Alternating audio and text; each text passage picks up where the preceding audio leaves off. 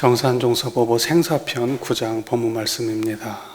말씀하시기를 열반을 앞두고 갖추어야 할 보물 세 가지가 있나니 하나는 공덕이요 둘은 상생의 선연이요 셋은 청정한 일념인 바 그중 가장 중요한 것이 청정일념이니라. 아무리 공덕을 쌓고 선연을 맺었다 하더라도 평소에 공부 없는 사람은 이것이 다 아상이나 착심의 자료로 화하기 쉽나니 공술의 공수거의 원리를 철저히 깨달아 최후 일념을 청정하게 하는 것이 제일 큰 보배가 아니고 무엇이리요. 정산종서보보 생사편 9장 본문 말씀입니다. 열반을 앞두고 갖추어야 할 보물 세 가지. 열반을 앞둔 사람은 어떤 사람을 두고 열반을 앞두었다고 하는가? 이제 보통은 이제 연세가 많으시고 이제 뭐 그래도 건강하시면 괜찮겠지 하지만 일단 연세가 많으시면 열반을 앞둔 분이죠. 그리고 몸이 많이 병이 있어서 몸이 아프시면 이제 그것도 열반을 앞두었다 이제 이렇게 말할 수 있습니다. 하지만은 사실은 엄밀하게 얘기하면 그러한 그 연세가 많거나 큰 병이 걸린 그런 분들 말고도 사람이라면 누구나 다 열반을 앞두고 있습니다. 열반을 앞두고 있지 않은 사람이 누가 있겠습니까? 나이가 많은 사람도 나이가 적은 사람도 건강한 사람도 아픈 사람도 아무 문제 없는 사람도 모두 열반을 앞두고 있는 것입니다. 다만 조금 빠르고 늦음의 차이만 있을 뿐입니다. 우리는 태어날 때부터 이미 죽음을 받아놓은 그런 존재들입니다. 늦고 빠르고의 차이만 있을 뿐입니다. 우리는 그걸 항상 잊고 사는 것 같아요. 이 사실을 꼭 명심하시기 바랍니다. 누구에게나 병은 들 수 있고 누구에게나 사고가 있을 수 있습니다. 만약에 이러한 그 열반을 누구나 다 앞두고 있다는 사실에 대해서 자각하지 못한다면 열반을 앞두고 해야 될 그러한 일들에 대해서 별로 의미가 없는 말이 될 겁니다. 하지만 누구나 다 열반을 앞두고 있다고 생각한다면 그러면 열반을 앞두고 준비해야 될 것을 미리 챙겨갈 수 있지 않을까 이제 그런 생각을 해봅니다. 많은 사람들이 사실은 우리가 알든 모르든 간에 지금 이 순간에도 또 어딘가에서는 태어나고 있지만 또 어딘가에서는 수많은 사람들이 죽어가고 있습니다. 예전에는 여러분들 이게 도시에서 사시는 분들은 잘 아실런지 모르겠지만 저는 시골 촌에서 살던 사람이라서요. 저희는 마을에서 누군가가 돌아가시면은 상여를 이렇게 메고 이제 온 동네가 다 알아요. 그래서 상여를 메고 이제 산에 모시고 가서 매장을 하고 그리고 이제 장례도 치르고 막 그러면서 죽음이라는 것이 막 바로 옆에 있었던 문제같이 그렇게 느껴지거든요. 그러니까 삶과 죽음의 경계가 과거에는 그렇게 없었던 것 같아요. 그리고 예를 들면은 우리 가족이 대가족이기 때문에 젊은 태어난 아이도 있지만 아주 나이 많으신 분까지 골고루 살았어요. 그러니까는 죽음이라고 하는 문제를 항상 누군가는 지금 돌아가시겠거니 하는 생각을 항상 가지면서 삶과 죽음의 한 두 가지의 경험을 계속 하면서 살아갔던 거예요, 과거에는. 그런데 시대가 발전되고 생활이 이렇게 도시화되고 하는 과정에서 죽음을 삶에서 분리했습니다. 물리적으로. 그래서 사람은 옆에서 누가 죽어나가도 아무도 알지 못해요. 오직 사람이 죽으면 병원으로 갑니다. 그래서 거기에서 의사들이 처리하고 이제 돌아가셨다고 이제 사망 진단 내리고 바로 장례식장으로 바로 또 이송이 되고, 그러고 난 다음에 이제 장례하는 과정에서 뭐 이제 입관하고 뭐 하는 과정에서 잠깐 뵙죠, 가족들이. 하지만 시체가 여름에 돌아가면 시체가 며칠이면 바로 썩습니다. 냄새가 나고 막 이럽니다. 향 피워놓고 이래요. 그러한 죽음의 정말 그 아주 생생한 그런 죽음을 사람들이 경험할 수 없어요. 그러니까 현대인들은 죽음하고 자기의 삶은 무관하다고 생각하고 사는 것 같아요. 부처님이 왜 출가하셨겠습니까? 아무리 한 나라의 왕이라고 해도요, 의료기술이 떨어지는 그런 시대는요, 일반인이나 왕이나 똑같아요. 병 걸리면 죽는 겁니다. 왕도 병 걸리면 지금처럼 막 이렇게 돈 많은 사람은 막 생명을 연장하고 오래 살고 이런 시대가 아니에요. 병 걸리면 죽는 거예요, 그냥. 차별이 없습니다, 죽음에 대해서는. 다른 건 몰라도. 그 부처님이 그때 당시에는 그렇게 출가의 삶이라고 하는 것이 그래서 그렇게 안 좋은 삶의 선택지는 아닌 거예요. 사실은 언제 죽을지 모르니까요. 근데 요즘은요, 죽음은 나하고 전혀 관계없는 것처럼 생각해요. 죽음을 목격하고 살질 않아요. TV에서는 마치 무슨 만화 영화 보듯이 보여줘요. 죽음에 대해서. 그냥 가십거리로 보여줍니다. 우리가 살고 있는 시대가 그래요. 그래서 사람들이 죽음을 모르는 거예요.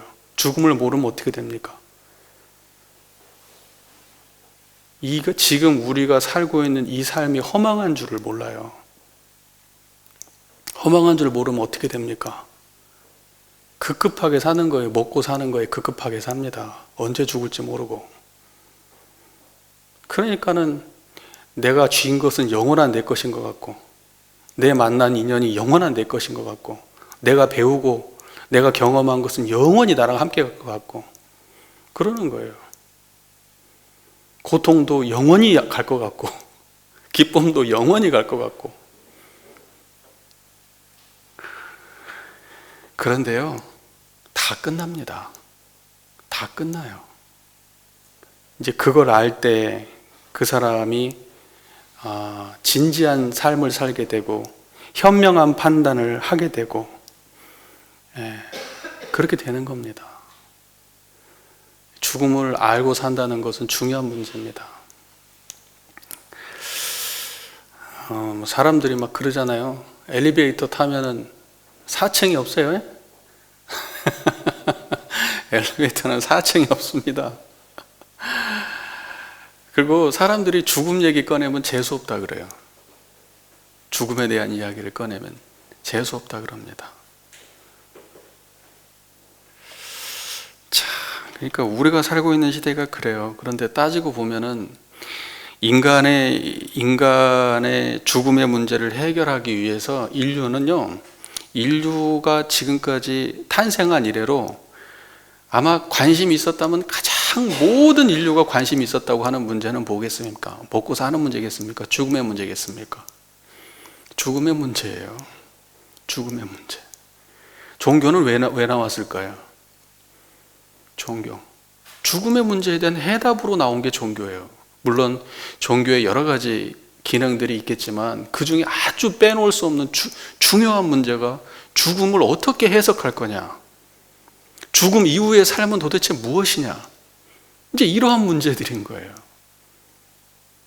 그러니까 죽음이라고 하는 것은 우리가 쉽게 생각하고 재수없게 생각하고 그냥 모른 채 하고 덮어버릴 문제가 아니라 삶 속에서 적극적으로 논의하고 대화하고 받아들여야 되는 문제다, 이 말씀을 드리고 싶은 겁니다.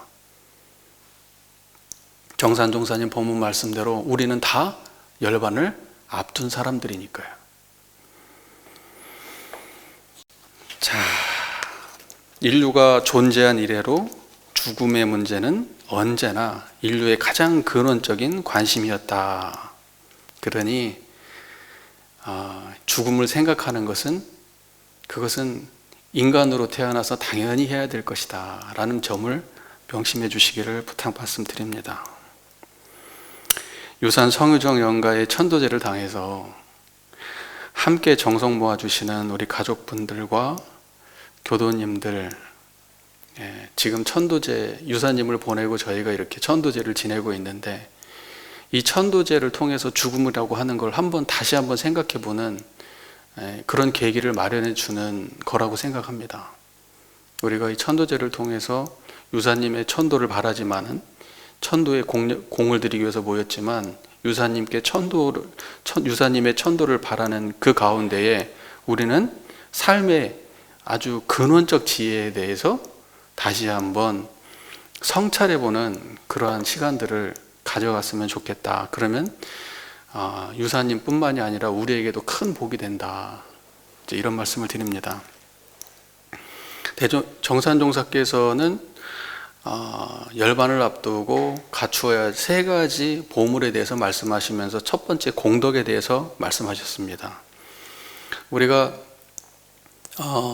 공덕이라고 하는 것은 뭐냐면 이런 거예요. 단순하게 내가 내 입으로 들어가는 거, 우리 가족 입으로만 들어가는 것만 생각하면서 이기적으로 삶을 살았다면 그분은 이 세상에 끼친 공덕이 있어요, 없어요?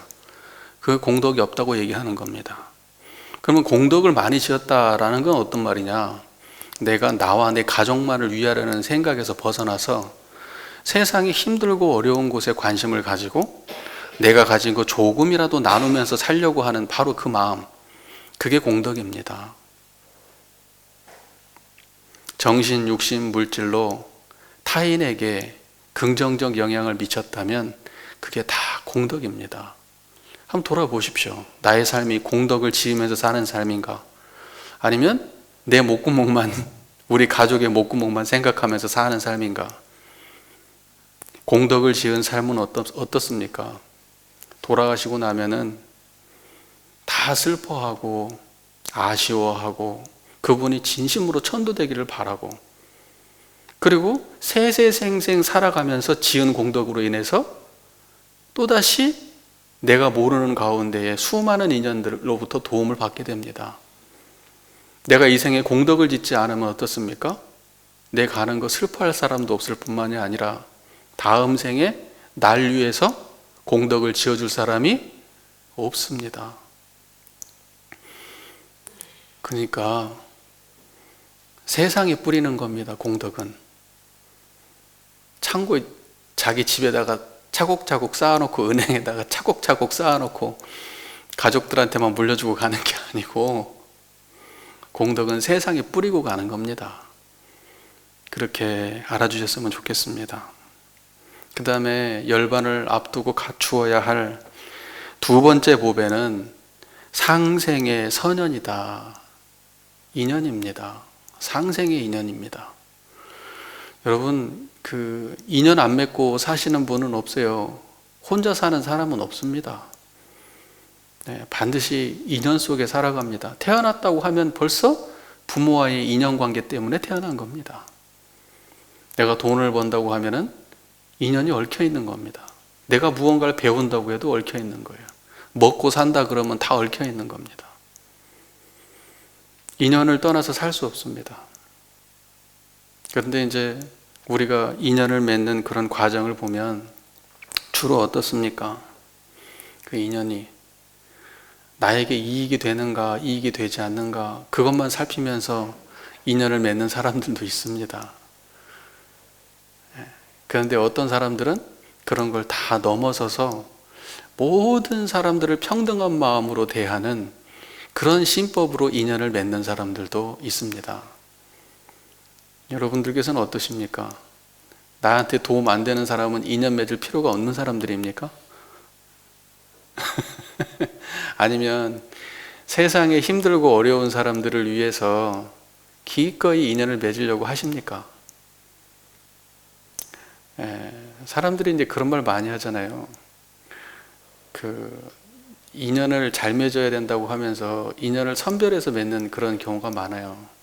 부처님이 차제거리 아세요? 부처님 차제거리 얘기 아시죠? 탁발을 하러 부처님이 이렇게 나가면은요, 탁발을 하러 나가면은 부잣집만 다니지 않아요. 가난한 집만 찾아다니지도 않아요.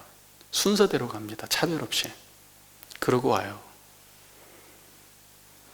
그러니까 우리는 우리가 만나는 모든 인연들에 대해서 마음속으로 분별하고 차별하고 나에 대해 이익이 되는지 이익이 안 되는지 이런 거 따져가면서 인간관계를 맺으면 안 됩니다. 다가오는 모든 인연들이 다 상생의 선연으로 화하도록 다 한 사람 한 사람을 소중하게 생각해야 됩니다. 그것이 쌓이고 쌓여서 다음 생에 나에게 수많은 좋은 인연들이 맺어지게 되는 겁니다.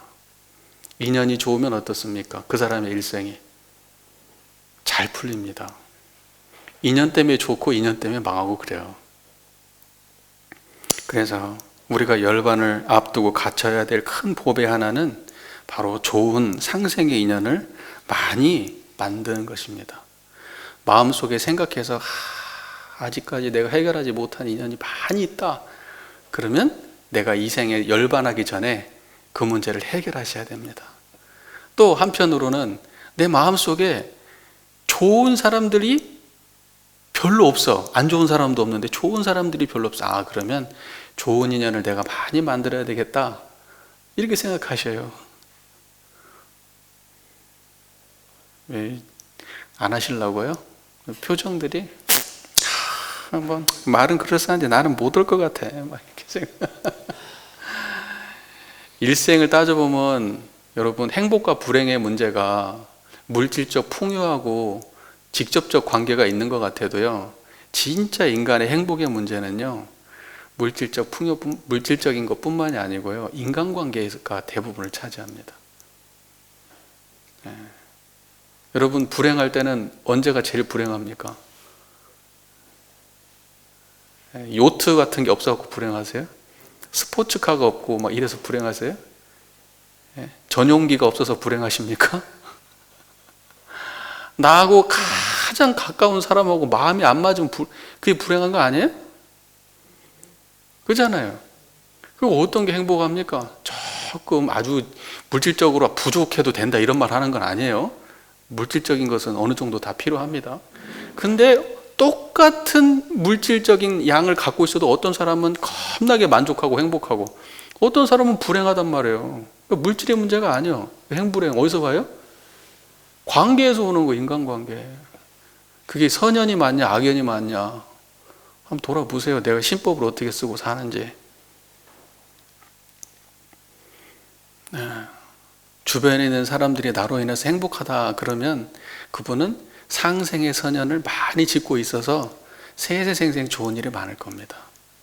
그게 천도에서 지어야 될 아주 중요한 공덕입니다.